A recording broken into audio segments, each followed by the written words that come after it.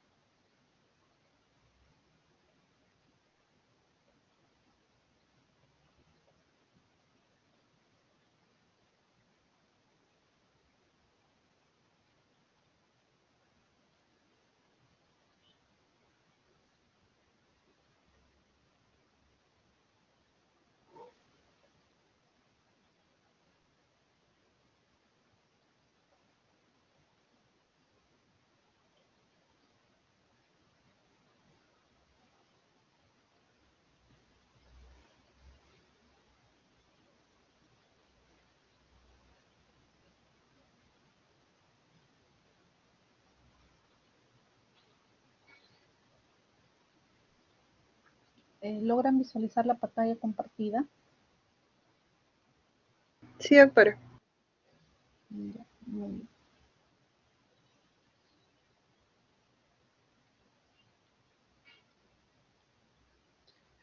El tema entonces que vamos a abordar el día de hoy es sobre nefropatía diabética. Vamos a hablar un poco de la definición, la historia natural de esta enfermedad, cuáles son la fisiopatología, las características anatomopatológicas y finalmente conversaremos un poco acerca del tratamiento. Antes de definir nefropatía diabética, vamos a recordar o mencionar de que existe otra denominación que es enfermedad renal diabética, pero que es una definición que engloba más a un compromiso de la función renal que puede estar causada por otras patologías, como por ejemplo nefroangiosclerosis o el desarrollo de una glomerulonefritis primaria en un paciente diabético per se. En tanto que la nefropatía diabética hace referencia exclusivamente al daño microangiopático crónico secundario a la hiperglicemia que se desarrolla en estos pacientes. Entonces, nuestro abordaje del día de hoy va a estar orientado hacia la nefropatía diabética como daño secundario al daño microangiopático, más no al daño que también podría tener el paciente diabético secundario a una nefroangiosclerosis o en algunos casos incluso una glomerulonefritis primaria. Entonces, ¿cómo definimos la nefropatía diabética? Es un síndrome clínico que se va a caracterizar por albuminuria persistente, acompañado de una disminución de la tasa de filtración glomerular y elevada morbilidad y mortalidad cardiovascular. Es una complicación causada por la diabetes mellitus a nivel de la microvasculatura renal. Sabemos que la diabetes mellitus es llamada como la otra pandemia en estos momentos que estamos con la pandemia del coronavirus. La diabetes mellitus es la otra pandemia porque su prevalencia se ha ido incrementando de manera exponencial a través de los años y las Américas en nuestro país no está exenta de esta realidad. Si miran la gráfica de la diapositiva, van a darse cuenta, por ejemplo, que en los años el de color amarillo, en los años 90, la barra era mucho más pequeña, y si hacemos proyecciones hacia el 2025, vemos que en todos los continentes se va a ver un incremento de esta prevalencia estimada por millón de habitantes, tanto en África, en el Pacífico Oeste y en las Américas, donde se estima que alrededor de 65, la prevalencia estimada va a ser de 65 millones de diabéticos para ese entonces. Entonces vean que es bastante importante la proyección que se hace. Si queremos hablar un poco de porcentajes sobre cómo es que se va a ir comportando esta enfermedad en los años que van a venir, vemos, por ejemplo, que en Latinoamérica va a incrementarse desde el año 2000 al 2030 la prevalencia de la diabetes mellitus de un 13.3% a 33%, es decir, 248% más de lo que se va a encontrar de lo que se había podido reportar en unas décadas anteriores. Y el resto de países también muestran un porcentaje incrementado de manera importante. En China, por ejemplo, 204%, en Norteamérica un 72% y así en la Unión Europea un 41%. Entonces, la diabetes mellitus va a causar muertes alrededor del mundo y se ha estimado que en el 2017 ha causado 4 millones de muertes, básicamente relacionada a mortalidad cardiovascular. Pero ¿por qué es tan importante la diabetes mellitus para el nefrólogo? Primero, porque la nefropatía diabética es la primera causa de enfermedad renal crónica terminal en el mundo. Y la enfermedad renal crónica terminal está asociado para el paciente con incremento de morbilidad y de mortalidad y también está asociado a un incremento muy significativo de los costos sanitarios en los diferentes países, porque mantener a un paciente con enfermedad renal crónica terminal en terapia de diálisis genera un gasto importante del dinero destinado para la salud pública, que incluso en países desarrollados como el primer mundo se convierten estos pacientes en una carga económica importante. Entonces, además de ello, el paciente con la nefropatía diabética va a ser la principal causa de muerte también en estos pacientes diabéticos mal controlados y descompensados que finalmente van a desarrollar esta entidad.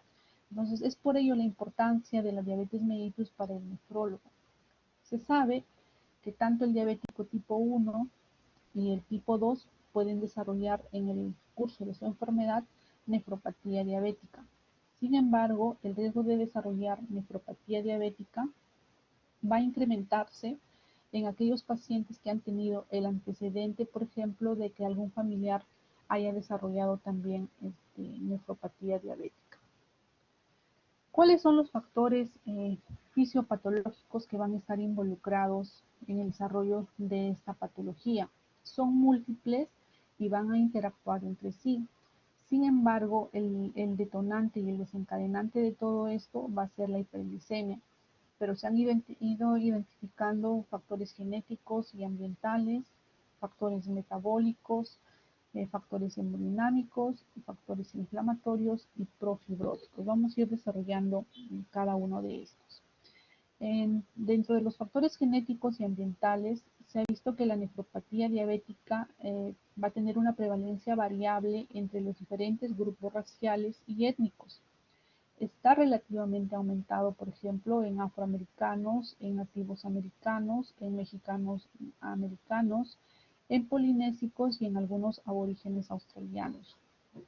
Como les iba comentando hace un momento, si una persona con diabetes mellitus tipo 1 tiene un pariente de primer grado con diabetes y nefropatía, el riesgo de desarrollar nefropatía diabética es del 83%.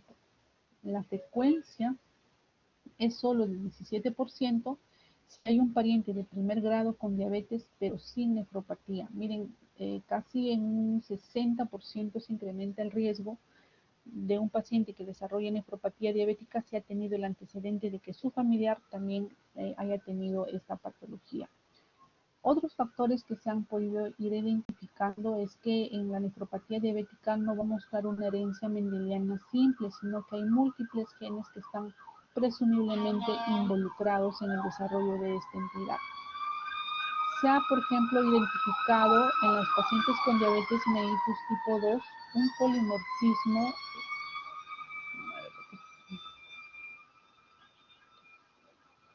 un polimorfismo en el gen ELMO1 que se ha asociado al riesgo de nefropatía diabética. Sumado a estos factores genéticos, también existen factores ambientales que van a ayudar al desarrollo y van a predisponer a la instauración de nefropatía diabética. y dentro de ellos está la dieta.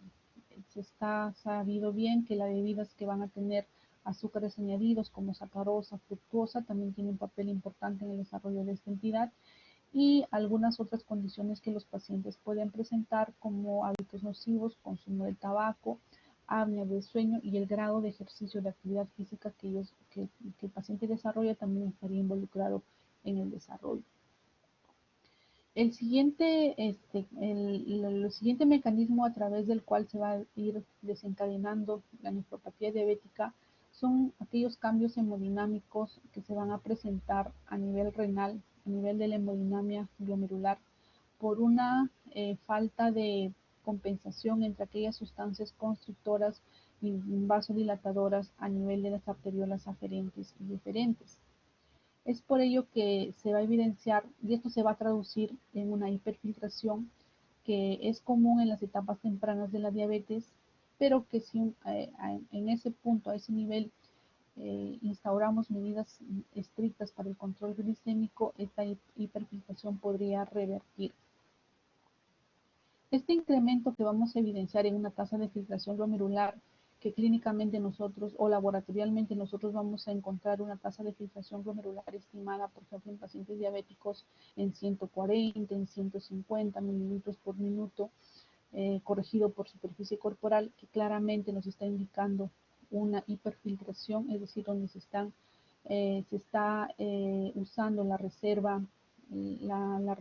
nefrológica de aproximadamente un 20% que todos los seres humanos tenemos. Entonces, este incremento de la filtración glomerular va a involucrar tantos factores dependientes de la glucosa que, como les íbamos comentando, causa una vasodilatación de la arteria aferente, muy mediado por sustancias vasoactivas como el factor de crecimiento insulínico, el factor de crecimiento beta, el factor de crecimiento endotelial vascular, el óxido nítrico, las prostaglandinas y el glucagón. Si ustedes ven la lámina o observan la diapositiva, van a ver que en el extremo izquierdo el glomérulo se muestra normal, cuyos diámetros de las arterias aferentes y eferentes se encuentran conservados. ¿Qué pasa en los pacientes con diabetes mellitus?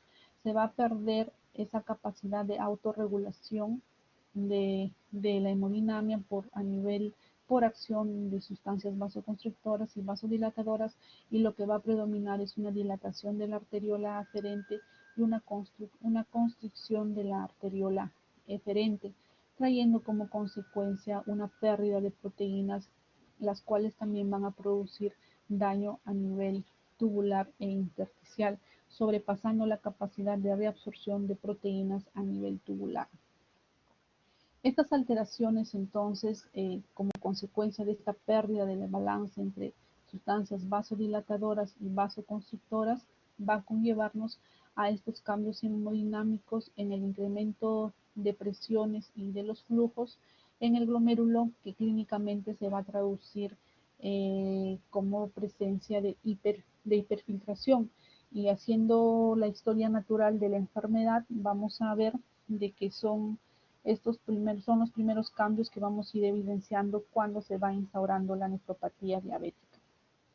En cuanto a los factores metabólicos, es aún mucho más complejo aún, y ha habido situaciones que van a permitir, o la situación en realidad determinante para la aparición de las diferentes complicaciones en los diabéticos es básicamente la presencia de una hiperglicemia crónica.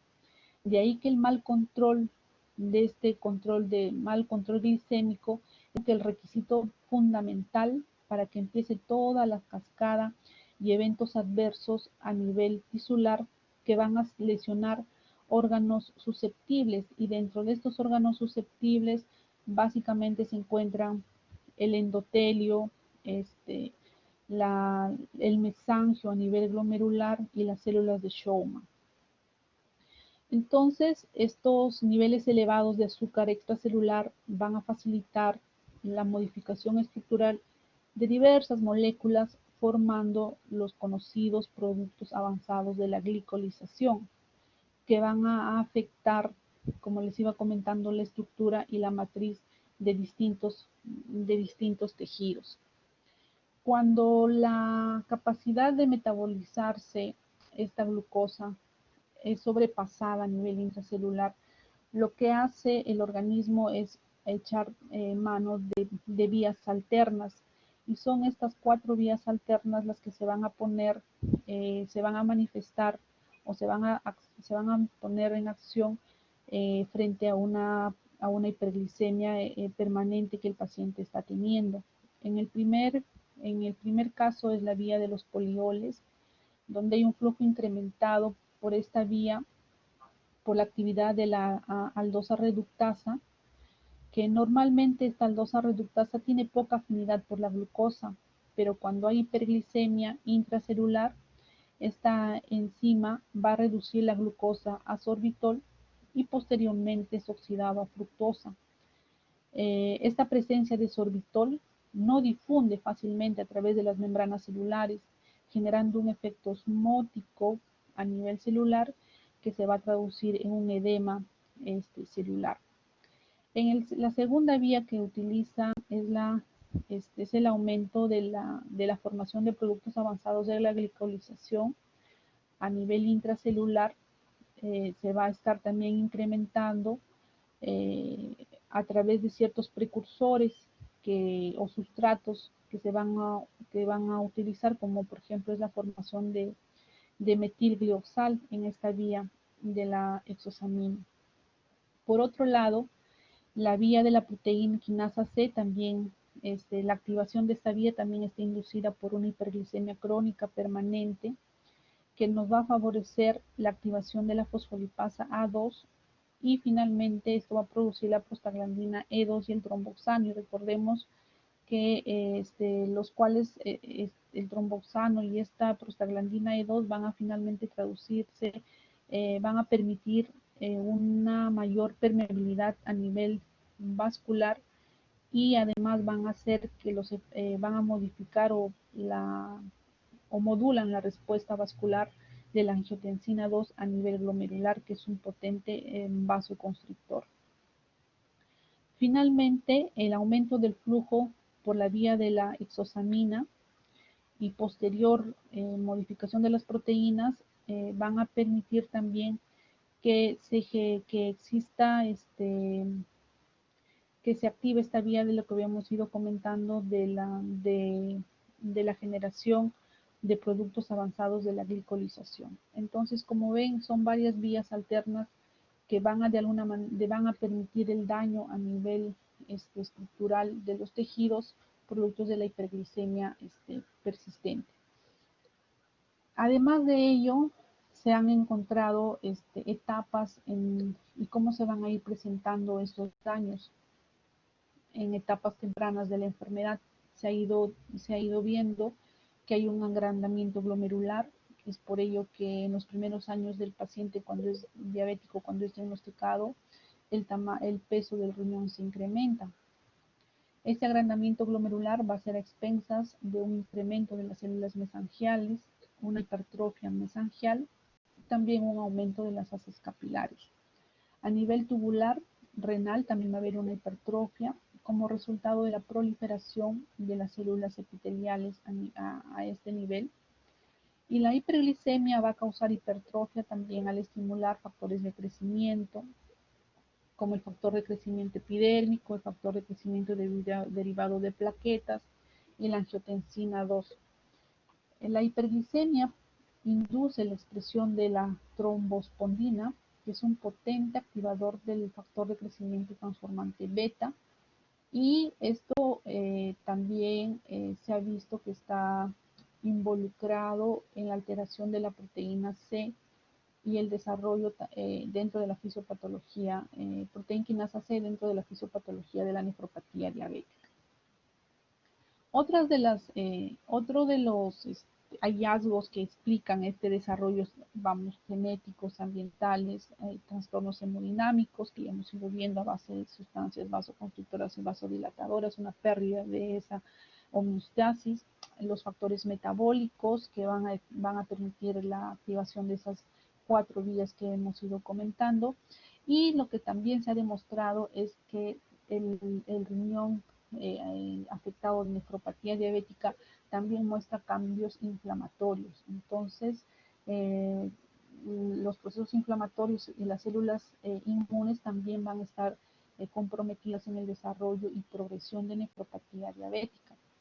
La inflamación glomerular e intersticial por la presencia de monocitos y macrófagos, linfocitos T activados, así como la activación de inflamasomas, se van a observar en la nefropatía diabética. Antes no se creía que no había tanto un compromiso o una acción bastante presente de estas células inmunológicas en el desarrollo de la nefropatía diabética, pero ahora sí se ha visto que tienen un papel importante y que quimosinas y sus receptores, en particular una proteína quimotáctica monocítica, que tiene unas siglas un poco largas, y el receptor de factor de necrosis tumoral y moléculas de adhesión, parecen también contribuir al desarrollo de la nefropatía diabética. Es así por ello que se ha hecho se ha hecho una evaluación y han podido identificar, por ejemplo, comparado la presencia de estas células inflamatorias a nivel renal, y si vemos en el margen izquierdo es un riñón sin nefropatía diabética que actúa como control, y a la mano derecha está un paciente con nefropatía diabética, y vean cómo la presencia de interleuquina 6, de factor de crecimiento o de factor de crecimiento transformante alfa, se muestran mucho más representativos en los pacientes diabéticos que en un control. Entonces está claramente demostrado que también hay un papel inflamatorio por parte de citoquinas a nivel renal que contribuyen al daño inflamatorio, al daño inflamatorio a este nivel, y que finalmente también va a ir desencadenando en daño fibrótico. Una de las características o hallazgos principales por las que se va a caracterizar la nefropatía diabética es el desarrollo de proteinuria. No el 100% de los pacientes, sobre todo diabéticos tipo 2, van a tener esta condición a medida que desarrollan nefropatía diabética, pero sí es lo que se espera con mayor frecuencia y es lo habitual. ¿Por qué es que fisiopatológicamente se desarrolla la proteinuria en el paciente diabético? Porque va a haber un ensanchamiento de la membrana basal que va a estar asociado a una acumulación de colágeno tipo 4, a una reducción de la carga negativa de proteoglucanos separansulfato, que como ustedes saben son las cargas que van a repeler las proteínas por diferencia de cargas negativa y positiva, y van a repeler las proteínas para que estas no puedan ser filtradas libremente a través de la membrana basal glomerular. Pero en el paciente diabético se ha visto una reducción de esta carga negativa que va de alguna manera va a mediar entonces este control fisiológico normal del paso de proteínas a través de la membrana basal glomerular. Además, recordemos que dentro de la anatomía o ultraestructural del glomérulo tenemos proteínas altamente especializadas que no van a permitir el paso, que van a actuar como una barrera de filtración glomerular. Entre ellas, recordemos que tenemos el podocito, el slide diafragma, que está entre célula podocitaria y célula podocitaria, y dentro de este slide diafragma hay expresión de varias proteínas que son importantes para el desarrollo, para el citoesqueleto y la contención también a nivel para mantener la parte fisiológica de evitar el paso de proteínas. Una de estas proteínas entonces es la nefrina, y esta nefrina, que controla la permeabilidad de la membrana basal glomerular, está anormalmente disminuida, es decir, hay poca cantidad de esta proteína expresada a nivel del slide diafragma en la nefropatía diabética.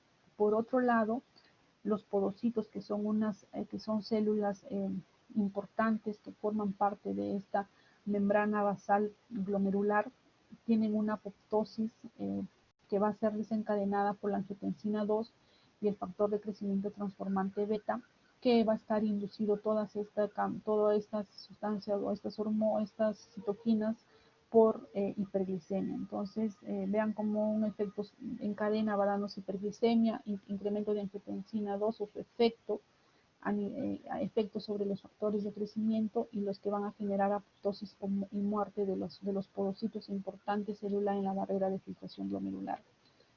Por otro lado, se ha visto que existe una migración, que la migración de estos porocitos es atenuado por la reducción del neuropilin 1, que va a promover el desarrollo de glomerulosclerosis focal y segmentaria, es decir, van a quedar en las zonas donde han muerto o se ha producido la apoptosis de estos podocitos, va a quedar la membrana basal de anudada, es decir, como desprotegida, y estas áreas desprotegidas de anudadas van a generar que estas puedan adherirse a la cápsula de Bowman y generando zonas de esclerosis tanto focal como segmentaria. Esta es la disrupción que se ha movido un poco la diapositiva, no sé, debe ser por el cambio en el que se ha hecho para la plataforma, pero lo que vamos a resaltar de acá es que justamente son las alteraciones de esta proteína C en los pacientes diabéticos que también van a favorecer la disrupción entre las células endoteliales y el podocito. En un riñón que no tiene nefropatía diabética, la proteína C, por ejemplo, va a tener efectos que van a ser efectos proliferativos, va a tener efectos en el citoesqueleto, pero cuando a medida que esta se va alterando, van a haber cambios a nivel de las células endoteliales y podocitos que van a traducirse también a explicar de alguna manera el daño a nivel de la membrana basal glomerular y la representación clínica de esta, que es la presencia de microalbuminuria o proteinuria. Además de los daños que hemos ido mencionando que se dan a nivel del mesangio, a nivel del endotelio, a nivel de los podocitos, de la membrana basal glomerular, también hay cambios a nivel tubular en la nefropatía diabética, porque las glucosas o las hiperglicemias, las proteínas glicosiladas, la elevación intrarrenal de la angiotensina 2, que es característica en los pacientes diabéticos, va a promover la hipertrofia tubular, que lo habíamos ido comentando a un inicio, y va a favorecer esto a fenómenos proinflamatorios, profibróticos en las células epiteliales tubulares que se va a manifestar como fibrosis intersticial y atrofia tubular, y son estos cambios a nivel tubular que nos van a predecir la función y el pronóstico de la supervivencia renal en estos pacientes. Otro mecanismo por el cual se han visto involucrados o estos cambios de tubulopatía diabética es que es la vía de los polioles también inducen estrés oxidativo e inflamación a nivel tubular. Como íbamos comentando, este proceso inflamatorio también va a ser acompañado de un proceso de desarrollo de fibrosis, tanto tubular como intersticial. Inicialmente a nivel de las células tubulares, lo que va a haber una adhesión de citoquinas, lo que va a permitir la ruptura de la membrana basal a nivel tubular. Eso va a generar una transformación de las células intersticiales a miofibroblastos, los cuales van a producir una matriz extracelular que van a favorecer el desarrollo de la fibrosis a nivel intersticial. Y este es un punto importante, y aparte es un punto de quiebre en la nefropatía, en el daño renal, porque esta fibrosis intersticial, una vez instaurada, clínicamente se va a traducir con un compromiso importante de la función renal en los pacientes diabéticos. Pero ¿cómo es que todos estos cambios estructurales que hemos ido mencionando se van traduciendo a nivel clínico, y qué es lo que nosotros como médicos vamos a ir observando y vamos a ir detectando y buscando de manera oportuna para que nuestro abordaje también sea en el momento en el que el paciente lo requiera y podamos nosotros tratar de prevenir el desarrollo de nefropatía diabética y regresionar, como habíamos comentado hace un inicio, hacia estadios precoces de esta entidad.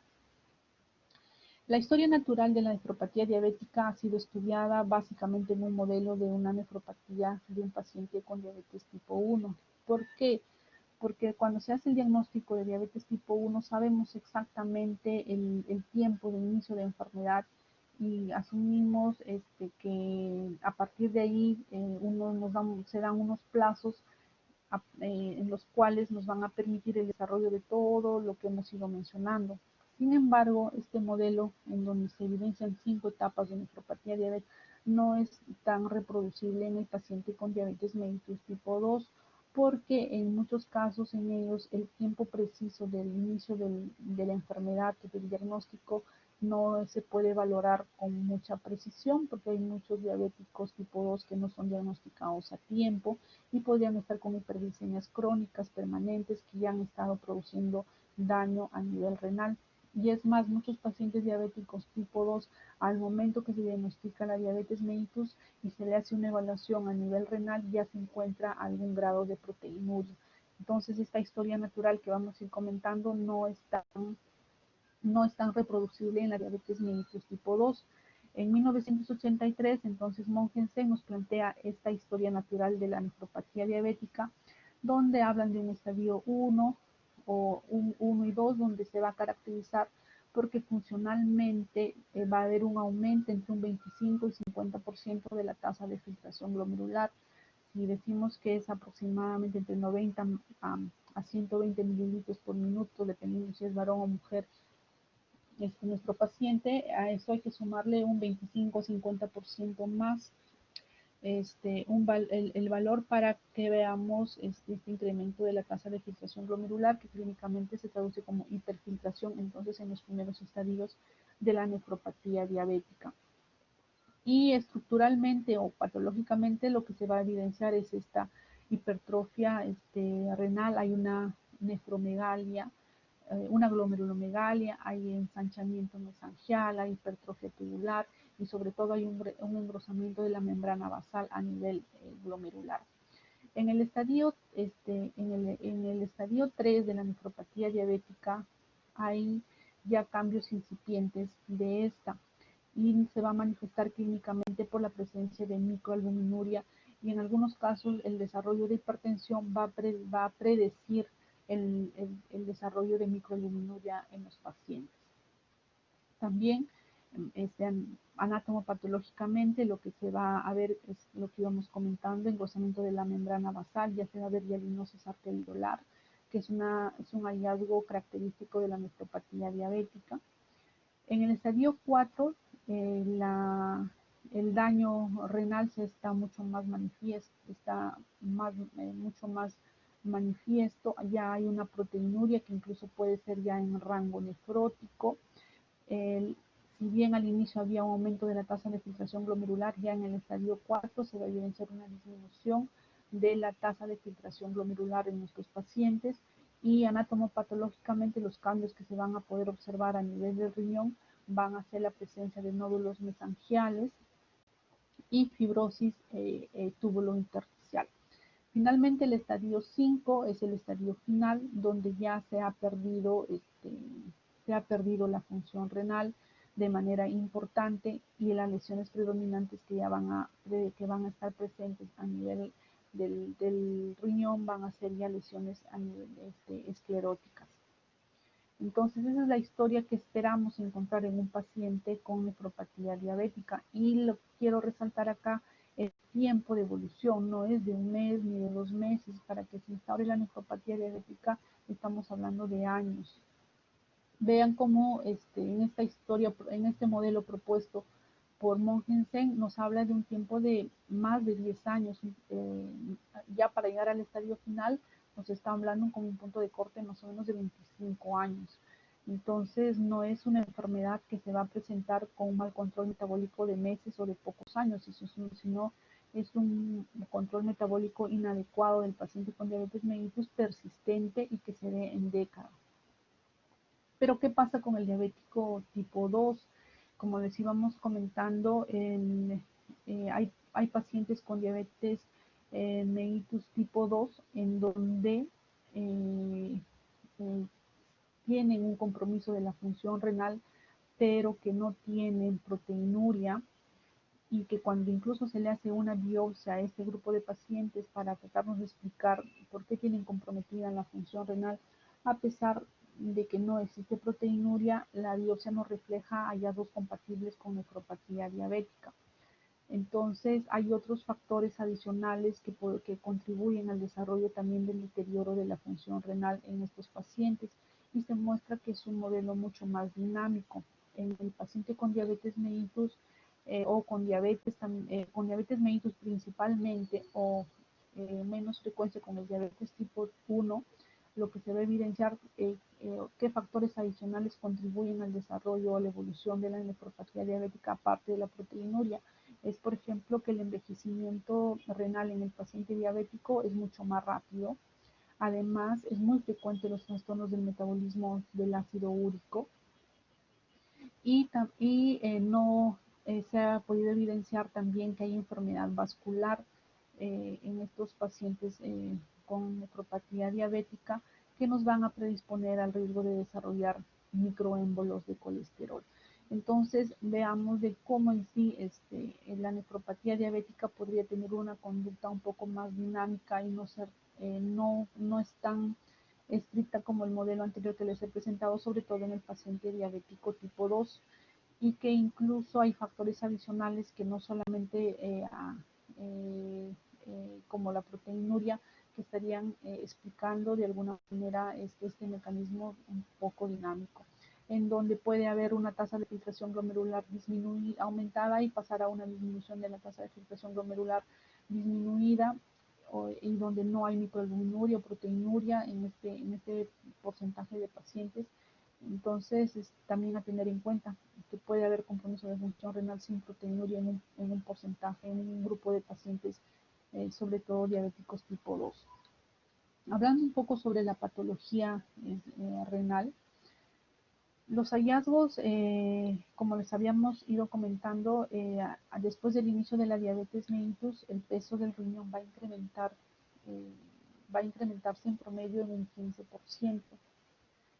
Va en los pacientes de diabetes con más de 10 años de duración, independientemente si hay presencia o no de nefropatía manifestada con alguna alteración a nivel laboratorial o clínico, va a evidenciarse un engrosamiento de la membrana basal hasta 3 veces el rango normal de lo esperado, ya sea para un varón o para una mujer, y este sí es un hallazgo característico de la nefropatía diabética. Más adelante, a medida que va evolucionando el tiempo de enfermedad, vamos a ir evidenciando lesiones nodulares en la nefropatía diabética que fueron descritas ya hace bastante tiempo por Kimmelstein y Wilson y que se creían que eran patognomónicas o características de la nefropatía diabética. Sí están presentes, pero no la frecuencia con las que pueden ser encontrados en este grupo de pacientes no es tan alta. Y estos nódulos van a resultar, como ven ahí en la gráfica, son como masas eosinofílicas, acelulares, tanto en la parte superior como inferior de la lámina izquierda. Y estos nódulos van a resultar de microaneurismas de los capilares, que va a ser seguido por una mesangiolisis. En el centro de estos nódulos van a haber células espumosas que van a rodear, células espumosas, perdón, que rodean el nódulo. Y como comentábamos, solo se va a ser reportada en un 10 a 50% de las biopsias, tanto en diabéticos tipo 1 y tipo 2. No es que todos las van a manifestar de esta forma, pero sí hasta un 50% de pacientes pueden presentar esta lesión a nivel de la patología glomerular. La lesión glomerular difusa es otra de los hallazgos de la nefropatía diabética y va a ocurrir más a menudo que la lesión nodular. Y en las tomas de biopsia renal se han evidenciado hasta el 90% de los pacientes con diabetes tipo 1 después de 10 años de evolución de enfermedad y hasta un 25 a 50% en pacientes con diabetes tipo 2. Entonces, esta es la lesión glomerular difusa, es mucho más frecuente su hallazgo en relación a las lesiones nodulares. Y lo que también lo distingue es que en las lesiones nodulares su significancia funcional es poca, en tanto que el grado de la glomerulosclerosis difusa, que vamos a encontrar si se correlaciona mejor con, por ejemplo, las manifestaciones clínicas del paciente y el empeoramiento de la función renal. Asimismo, la acumulación de la matriz mesangial es la característica que más consistentemente se va a asociar con la progresión de la enfermedad, con la progresión de la nefropatía diabética. Vean cómo acá en la parte izquierda es un riñón normal, donde hay células entre luz y luz capilar y el mesangio está preservado. Acá el mesangio está mucho más, hay una expansión mesangial y incluso a la tensión se muestra mucho más intenso. A nivel de podocitos ultraestructural de estas células altamente capacitadas que tienen los glomérulos, se va a ver que hay un incremento en los pies de los podocitos y que esto se va a observar incluso cuando solamente hay discretos cambios en la albuminuria. Estos pequeños cambios se van a traducir con la presencia de albuminuria. Y cuando ya el daño a nivel podocitario es mucho más importante y la reducción y la desfacelación que se va a mostrar en la membrana basal por ausencia de estos podocitos y de manera importante se va a traducir clínicamente ya como una proteinuria mucho más franca, más manifiesta. También se han evidenciado lesiones exudativas de material eosinofílico que van a estar presentes a nivel de la cápsula de Bowman entre la célula epitelial y la membrana basal y se evidencian casquetes de fibrina que nos van a dar también esta característica de lesiones exudativas a nivel glomerular. Es importante en la evaluación de la parte arteriolar de los vasos en la diabetes mellitus y característicamente se va a manifestar por la presencia de material hialino que va a ir reemplazando progresivamente la pared de los vasos eferentes y esto sí es característico también de la diabetes mellitus que nos puede ayudar a diferenciarlo anatomopatológicamente de otras entidades.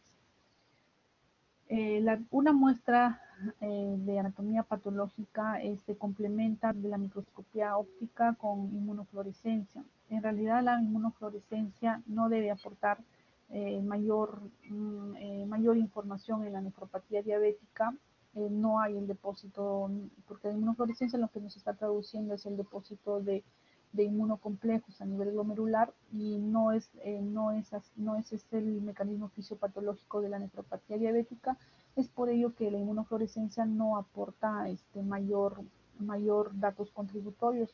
Lo que sí ocasionalmente se podrían evidenciar es la presencia de inmunoglobulina G de forma lineal y que obedecería a una captura pasiva de la membrana basal glomerular de esta inmunoglobulina, más que en realidad de un proceso que tenga relación con la presencia de antígeno anticuerpo o inmunocomplejos en esta entidad, que claramente no es ese el mecanismo fisiopatológico por el cual se presenta. Se ha tratado de que todos estos cambios anatomopatológicos que hemos ido manifestando y que tengan una correlación con la clínica de los pacientes se traduzcan en un pronóstico para el cual nosotros que conozcamos en qué grado de nefropatía diabética el paciente está según los datos anatomopatológicos y esto de alguna manera nos traduzca el pronóstico de la función renal y lo que actualmente se ha concluido es que son la fibrosis intersticial y la atrofia tubular encontrada en la biopsia renal con el paciente con nefropatía diabética los que nos van a predecir con claridad el futuro de la función renal en este paciente. Entonces, en el 2007 se trataron de hacer los cambios para poder de alguna manera involucrar estas alteraciones tanto a túbulo como en el intersticio y que no solamente son cambios a nivel glomerular los que están presentes en la nefropatía diabética y sean utilizados para nosotros ir prediciendo función renal en futuro. Es por ello que la fibrosis tubulointersticial y la atrofia tubular, como les iba comentando, pueden ser la mejor correlación patológica con la disminución progresiva de la tasa de filtración glomerular y que estas entidades están mucho más prevalentes en la diabetes mellitus tipo 2 que en la diabetes mellitus tipo 1. No sé, no, se ha movido un poco la lámina, pero también en esta publicación que se hace por esos años, se trata de hacer la clasificación primero glomerular de nefropatía diabética y luego los cambios a nivel de túbulo y de intersticio. En la clase 1 a nivel glomerular para clasificar la nefropatía diabética nos hablaban de que solamente había un pequeño o no habían cambios específicos a nivel de la membrana basal. En el 2A había expansión mesangial moderada, en el 2B era severa, en el 3 ya habían esos cambios nodulares, escleróticos que hemos ido comentando hace algunos minutos, y en el estadio, la clase 4, ya había una glomerulosclerosis avanzada de la diabetes mellitus. Estos cambios o estos cambios estos hallazgos glomerulares tenían que ser acompañados de una descripción de cómo se encontraba el intersticio y los túbulos en estos pacientes y clasificaron el IFTA, que es la fibrosis intersticial y la atrofia tubular.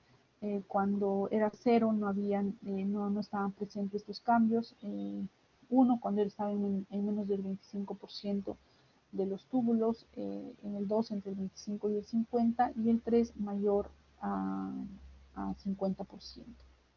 Como les comentaba, también es importante de que se evalúen los vasos, y lo que se busca es la hialinosis arteriolar, que es característica de esta entidad, y le damos o le dan una puntuación de acuerdo si está presente al menos en una área o más de una área de hialinosis arteriolar. Entonces, lo que quiero es de que la anatomía patológica es completa también en la nefropatía diabética, no solo hay cambios a nivel glomerular, sino también hay cambios a nivel tubular, intersticial y vascular.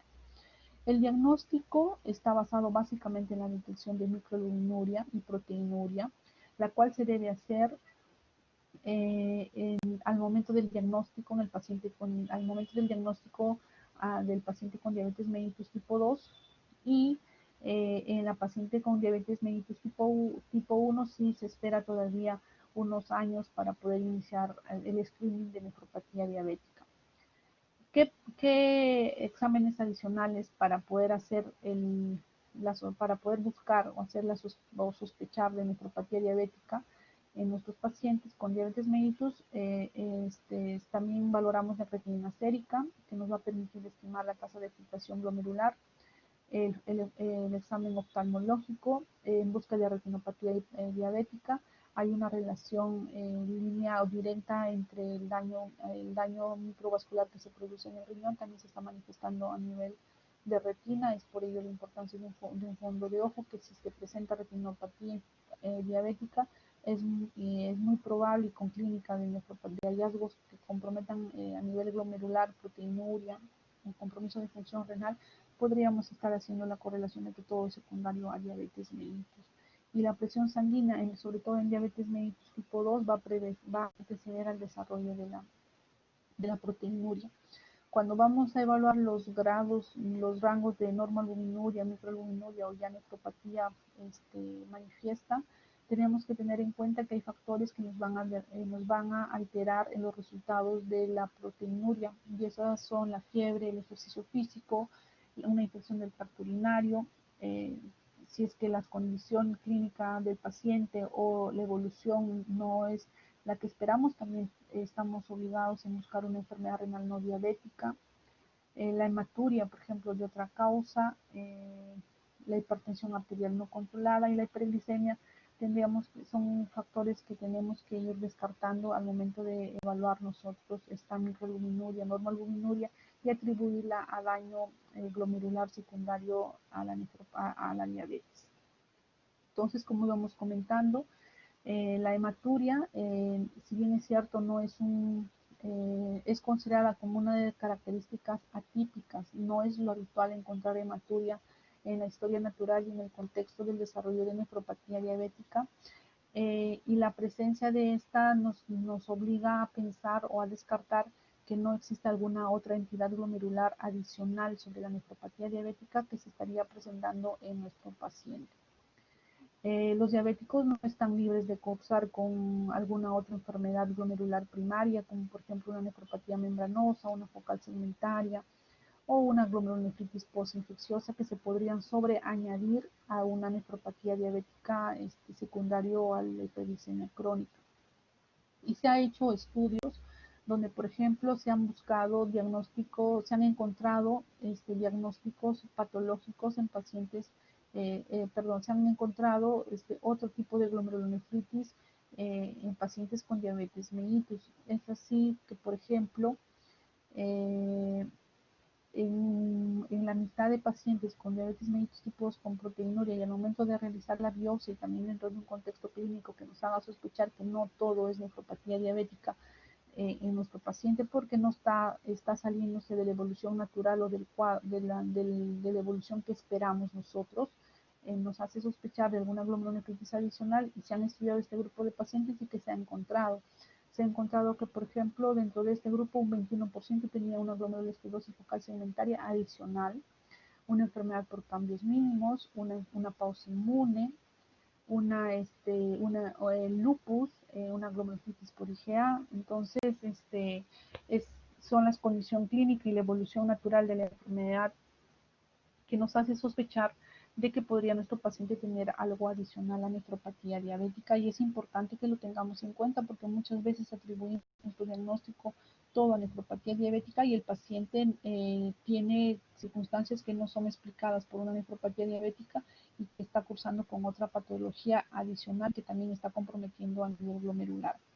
Habitualmente los pacientes con nefropatía diabética no se biopsian porque el diagnóstico llegamos a ese diagnóstico, uno, por el tiempo de enfermedad del paciente, por daño de microangiopático a nivel de otra parte de nuestra economía, como por ejemplo la retinopatía diabética, el antecedente de mal control metabólico.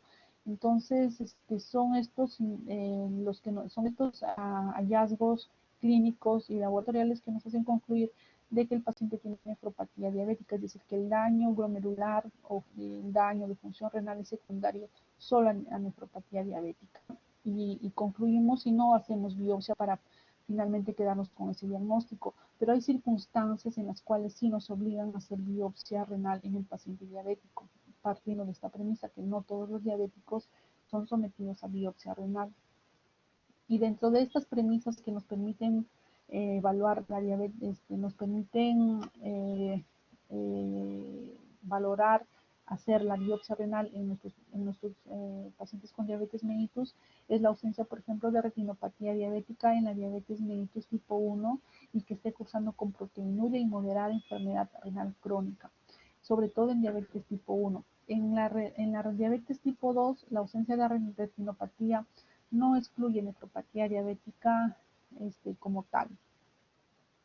El inicio repentino y abrupto de la proteinuria. Si yo tengo un diabético que en el mes de marzo le hago una microalbuminuria y sale normal, no hay albuminuria en el examen de orina, y en el mes de agosto le hago una proteinuria y de manera persistente sale en rango nefrótico, entonces esa no es la evolución natural de la nefropatía diabética, ya sea en el diabético tipo 1 y en el diabético tipo 2.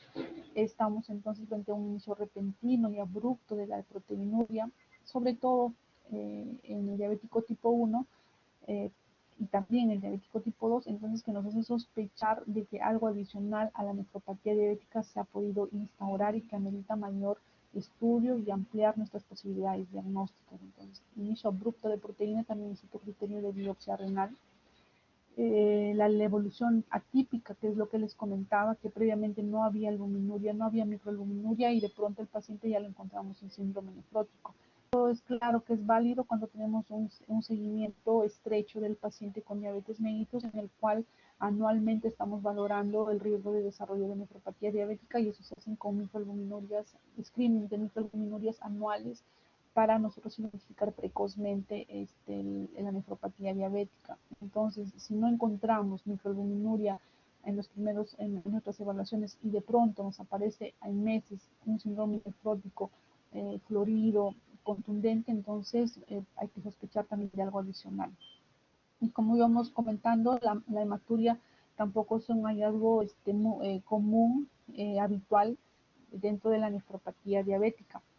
La pérdida de la función renal, que se haga de manera sin asociarse a una proteína significativa, también es otro indicador para que nosotros podamos realizar biopsia renal en este grupo de pacientes. Finalmente, cuando hemos hecho el diagnóstico de nefropatía diabética basada primero en nuestro antecedente de que el paciente es diabético, segundo, en el screening de microalbuminuria y que esto haya salido positivo, y que hayamos excluido aquellos factores fisiológicos que pueden producir microalbuminuria y que el paciente esté con un control glicémico adecuado al momento de la muestra. Y si hemos descartado estas cosas y concluimos que sí hay presencia de microalbuminuria, entonces estamos frente ya a un daño renal instaurado presente en el contexto de la nefropatía diabética. ¿Y qué ofrecemos entonces al paciente? Como sabemos que el daño renal se está produciendo como consecuencia de una enfermedad sistémica controlada, nuestro principal objetivo de tratamiento entonces va enfocado a esta enfermedad sistémica que no se está siendo controlada y que está produciendo un daño, de la función renal a nivel glomerular. Entonces se trabajan con objetivos en glucosa, objetivos de presión arterial y medidas higiénico-dietéticas. Dentro de los controles de la glicemia, lo que se busca, por ejemplo, es un control de glucosa menor, de hemoglobina glicosilada menor o igual a 7%, pero siempre hay que individualizar pacientes, porque, por ejemplo, los pacientes ancianos, cuando se les busca hemoglobinas glicosiladas muy, muy exigentes, muy hacia abajo, producimos hipoglicemia, que también es otra complicación bastante severa de la diabetes mellitus. Entonces, la guía nos recomienda esto, pero siempre hay que tener en cuenta que se individualizan los pacientes. ¿Y qué hicieron con este estudio? Por ejemplo, lo que hacen es comparar una terapia con insulina convencional más una terapia con insulina intensiva, donde lo que se buscaban eran niveles mucho eh, más estrictos de la hemoglobina glicosilada, y se vio que tanto con estos valores de hemoglobina glicosilada un poco más estrictos se reducía el riesgo de albuminuria. Y obviamente al reducir el riesgo de albuminuria se está indirectamente también trabajando sobre uno de los principales factores de progresión de enfermedad renal crónica y nefropatía diabética, que es la albuminuria, por el daño que este va produciendo también a nivel tubular. El siguiente objetivo importante, se ha movido la lámina, es el control de la presión arterial. En el diabético tipo 2, como les comentábamos, hasta un 40% tiene ya hipertensión antes del diagnóstico de nefropatía diabética. El mal control de la presión arterial va a estar asociado a un riesgo incrementado de albuminuria y una rápida progresión de la enfermedad renal crónica.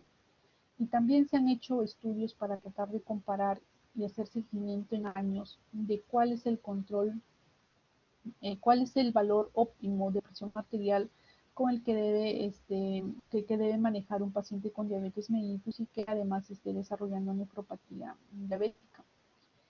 En general, todos los pacientes con diabetes mellitus, lo que se recomienda es un control de presión arterial menor a 140/80, pero si nuestro paciente además adicional a estar diabético ya ha desarrollado nefropatía diabética o tiene ya en la presencia de microalbuminuria, el control de nuestra presión arterial se hace un poco más exigente y buscamos presiones arteriales menores a 130/80.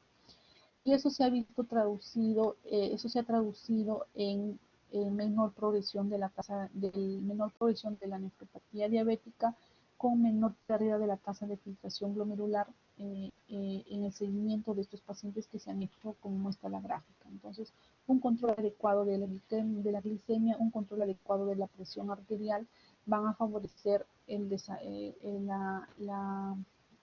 control o la progresión lenta de la nefropatía diabética. pero en base a qué medicamentos o cuáles son nuestros medicamentos de primera línea que vamos a utilizar para lograr estos objetivos.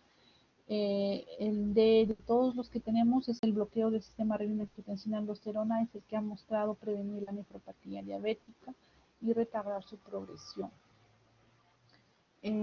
Esto, sin embargo, es beneficioso en pacientes que van a ser hipertensos y que tengan algún grado de proteinuria o albuminuria. No ha mostrado así efectividad en pacientes normotensos o que tengan una normoalbuminuria, es decir, no ha tenido efecto en prevención primaria de nefropatía diabética, sino ya en los pacientes que han sido identificados como que además de diabetes son hipertensos y o que estén ya cursando con el grado de microalbuminuria.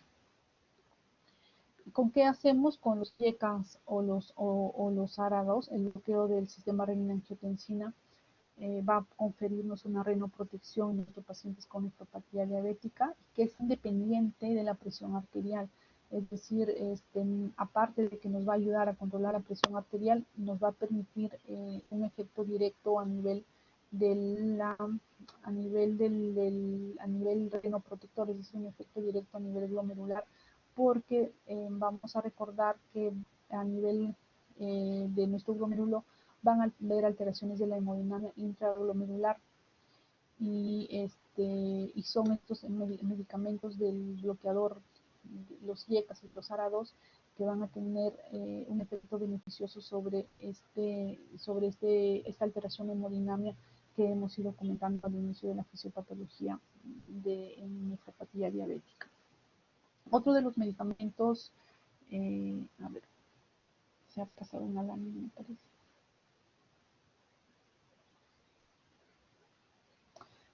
Otro de los medicamentos que podríamos utilizar son aquellos que nos van a permitir el bloqueo de la aldosterona, usando un antagonista mineralocorticoide como la espironolactona o la esplerona.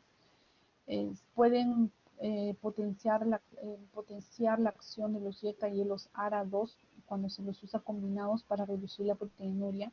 Sin embargo, tienen algunas limitaciones estos medicamentos, y estos son básicamente el desarrollo de hipercalemia y que está contraindicado cuando las tasas de filtraciones glomerulares están por menores de 30 mililitros por minuto, entonces ya no se nos es válido usar esta terapia. Si concluimos entonces de que si los YECA y los ARA2 nos permiten controlar la proteinuria por un efecto directo a nivel renal y tiene un efecto renoprotector, podríamos inferir y decir de que administremos los dos medicamentos, YECA y ARA2, pero las guías actuales no lo recomiendan porque ha demostrado que puede estar asociado a mayor mortalidad, además que se ha asociado con el mayor riesgo de desarrollo de injuria renal aguda y ha demostrado una progresión mucho más rápida de la enfermedad renal crónica. Entonces, no hay que usar YECA y ARA2 juntos, sino YECA o ARA2. Otro de los antihipertensivos que nos podrían ayudar o diuréticos o otras medidas que nos pueden ayudar como medidas protectoras o renoprotectoras en el paciente con nefropatía es que que nuestro tratamiento con los bloqueadores del sistema renina-angiotensina esté reforzado por una dieta baja en sal, y podríamos también usar algún diurético que nos podría coadyuvar en el tratamiento de la presión arterial. Si a pesar de estas medidas no logramos optimizar o controlar el grado de proteinuria que tiene nuestro paciente, hay un segundo grupo de medicamentos que es como de segunda línea, que han demostrado un efecto también antiproteinúrico, y dentro de esos están los bloqueadores de canales de calcio. Recordemos que dentro de este grupo de medicamentos existen dentro de estos medicamentos existen dos grandes grupos, que son los hidropiridínicos, representados por el nifedipino y el amlodipino, y los no hidropiridínicos, que están representados por el vitracem y el verapamil. Los primeros, es decir, los hidropiridínicos, pueden usarse como antihipertensivo y demostrar es decir, pueden usar como antihipertensivo en el paciente con nefropatía diabética si tendría alguna contraindicación el uso de ECA-ARA2, y el control de la presión arterial también hemos visto que es beneficioso para el control de la nefropatía diabética, pero un efecto directo para controlar la proteinuria y la albuminuria de los dihidropiridínicos a nivel glomerular no se ha podido identificar. En cambio, en los no hidropiridínicos de glutatión y verapamido, sí algunos estudios, aunque no todos, han podido identificar efectos antiproteinúricos independientes de su efecto antihipertensivo de estos medicamentos. Los diabéticos, los pacientes diabéticos tienen un alto porcentaje, cursan con un alto porcentaje de ellos con dislipidemia. Y la presencia de dislipidemia también es otro factor de riesgo para progresión de enfermedad renal crónica y de nefropatía diabética. Entonces, por la generación también de un proceso inflamatorio a nivel local. Es por ello que es importante reducir la dislipidemia y controlar la dislipidemia en los pacientes con nefropatía diabética. Las guías actuales recomiendan el tratamiento con estatinas en todo paciente con enfermedad renal crónica que tenga algún factor de riesgo cardiovascular adicional, por ejemplo los diabéticos. Entonces en ellos tendríamos que usar un control, tendríamos que usar estatinas para ayudar a mejorar su perfil lipídico y con ello entonces la progresión de la enfermedad renal, renal crónica. ¿Qué otras medidas que también han demostrado efecto beneficioso? Son ya medidas higiénico-dietéticas, medidas generales que si están presentes acompañan también de manera importante al tratamiento farmacológico, que es la reducción del peso, que es importante, la actividad física aeróbica, abandono de hábitos nocivos, una dieta baja en proteínas, eh, recomiendan algunas guías de proteínas de 0.8 gramos por kilogramo al día, algunos incluso son mucho más estrictos y se van 0.6 gramos kilogramo al día, y 50% de estas proteínas tienen que ser de alto valor biológico, con la finalidad de ir lenteciendo la progresión de la enfermedad renal crónica. Sin embargo, hay que hacerlo con bastante precaución y cuidado para no irnos al otro extremo, que es la desnutrición en estos pacientes. Y además que hay algunos estudios que no han concluido una relación significativa entre la reducción, una asociación positiva significativa entre la disminución de las proteínas en el aporte en la ingesta diaria y el desarrollo o la evolución de la función renal.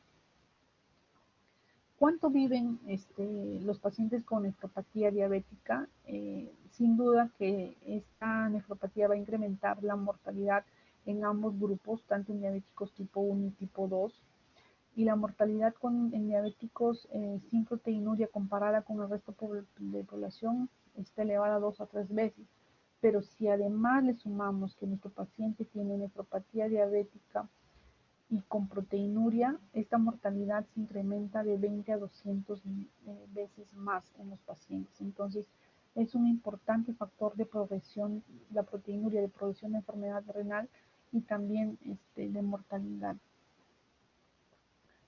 Si vemos acá, por ejemplo, acá comparan el grado de supervivencia de los pacientes con nefropatía diabética según el grado de proteinuria, de microalbuminuria o normalbuminuria que tienen. Está claramente descrito como en la figura, en la gráfica del lado izquierdo, los pacientes que tienen normalbuminuria tienen una mejor supervivencia en relación a los que tienen micro o macroalbuminuria. Y de igual modo, cuando se hace una intervención para controlar esta y se evalúa la mortalidad cardiovascular, se ve de que los pacientes que tienen una albuminuria menor a 16 o mayor como punto de corte cruzan 16 en este examen, en este estudio, se va a estar asociado con mayor o menor mortalidad. Entonces, vean el impacto que tiene la proteinuria sobre supervivencia en el paciente y también sobre supervivencia global y sobre también supervivencia de la función renal en los pacientes con nefropatía diabética. Bueno, muy bien, he tratado de hacer la exposición un poco más rápida por los inconvenientes que hemos ido teniendo. Muchas gracias. Si tuvieran alguna pregunta adicional, algún comentario, todo quedó claro.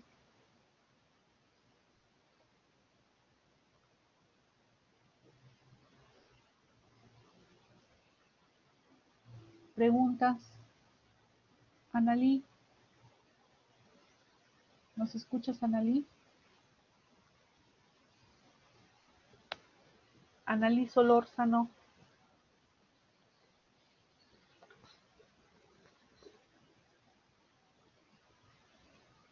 Alondra Carrasco.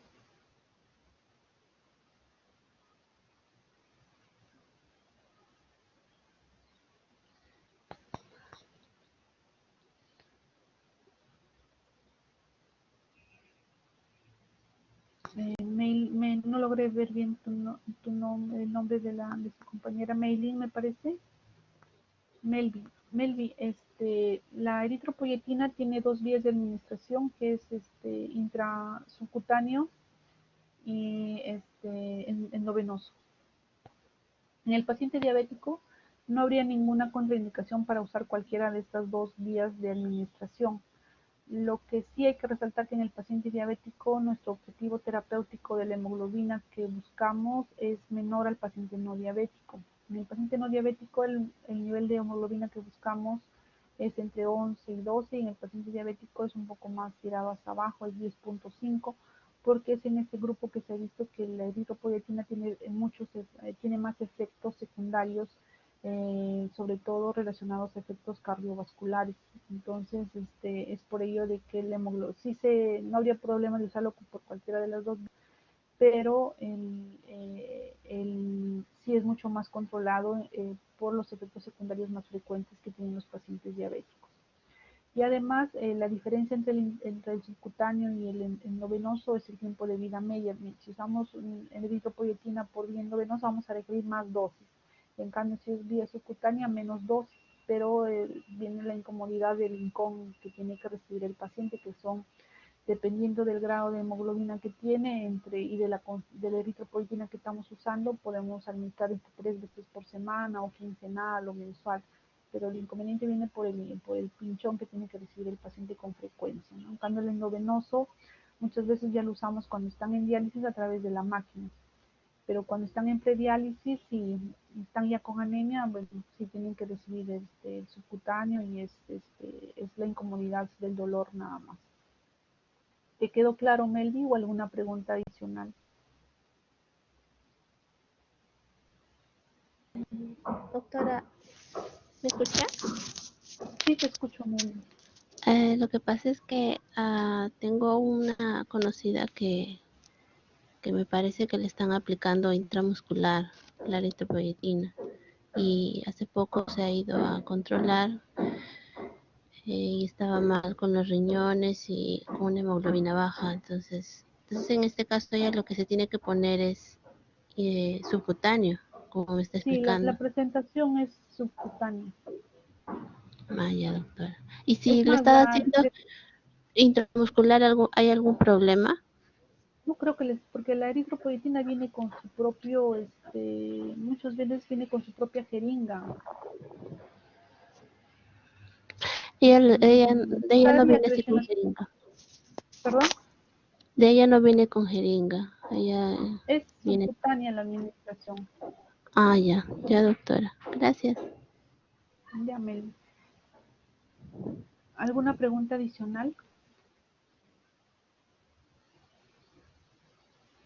Bueno, muy bien. Entonces damos por finalizada la clase teórica del día de hoy. Eh, no habiendo más preguntas por parte de ustedes. Muchas gracias por la atención y por la paciencia de haber esperado a que se pueda dar la clase. Gracias.